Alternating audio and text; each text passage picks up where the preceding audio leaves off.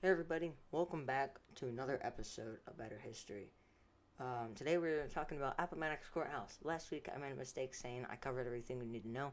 This you need to know Appomattox Courthouse. So let's not waste any more time and get into it. Okay, so General Lee's final campaign began on March 25th, 1865, with a Confederate attack on Fort Stedman near Petersburg.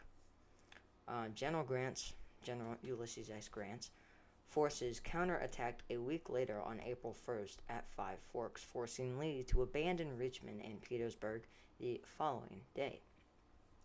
The Confederate Army's retreat moved southwest along the Richmond and Danville Railroad. Heavily outnumbered by the enemy and low on supplies, Lee was in very dire trouble. Nevertheless, he led a series of grueling night marches, hoping to reach supply trains in Farmville, Virginia, and eventually join Major General Joseph E. Johnston's army in North Carolina.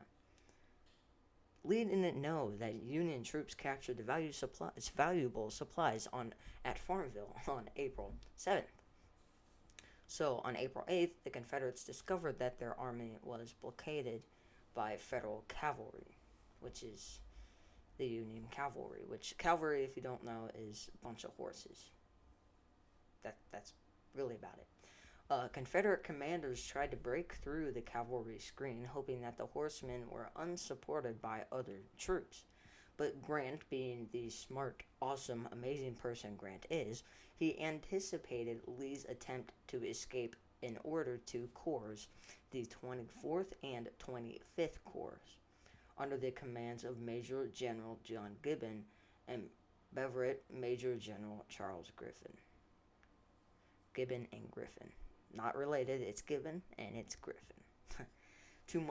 He ordered them, to march all night to reinforce the Union cavalry and trap Robert E. Lee on April 9th. Those corps drove back the Confederates. Drove them back. They told them, get the crap out of here. Get out of here. We don't want you. Rather than destroy his army and sacrifice the lives of his own soldiers to no purpose, Lee decided to surrender the army of Northern Virginia. 3 days later, I don't know why I stopped there, sorry. Lee decided to surrender the army of Northern Virginia. 3 days later, a formal ceremony marked the disbanding of Lee's army and the parole of his men, ending the war in Virginia. The Grant-Lee agreement served not only as a signal that the South had lost the war, but also as a model for the rest of the surrenders that followed. That's kind of leading up to the end of the war. I wanted to add that because if I just talked about what happened at Appomattox, the video would be a minute long and I could make it into a short. But this deserves a big video because Civil War. It's awesome. Anyway, this is how it ended. The Union won. To surprise, we didn't think the Union actually won, but they did. That's a lie. Lee's formal surrender to Grant at Appomattox Courthouse on April 9th, 1865, brought the war in Virginia to an end. While this event is considered the most significant surrender of the Civil War, several other Confederate commanders had to capitulate, and negotiate paroles and amnesty for Southern combatants before President Andrew Johnson could officially proclaim an end to the Civil War. President Andrew Johnson was the president that sat in for Abraham Lincoln after he was assassinated. Not my favorite guy. That former declaration occurred 16 months after Appomattox Courthouse on August 20th, 1866. So technically, Appomattox Courthouse was not the end of the Civil War.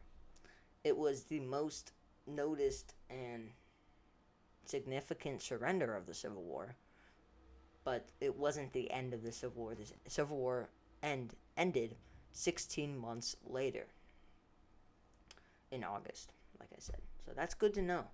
So if you're in class, if there's any students watching, if you're in class and your teacher's like, oh, Appomattox Courthouse was the end of the war. No, it wasn't. 16 months after Andrew Johnson formally declared the end of the war. that's pretty cool to know. Thank you guys so much for watching. I hope you had an amazing Independence Day. I hope you enjoyed. If you did, like, subscribe, and share. And if you want to help keep history alive, please donate to my channel.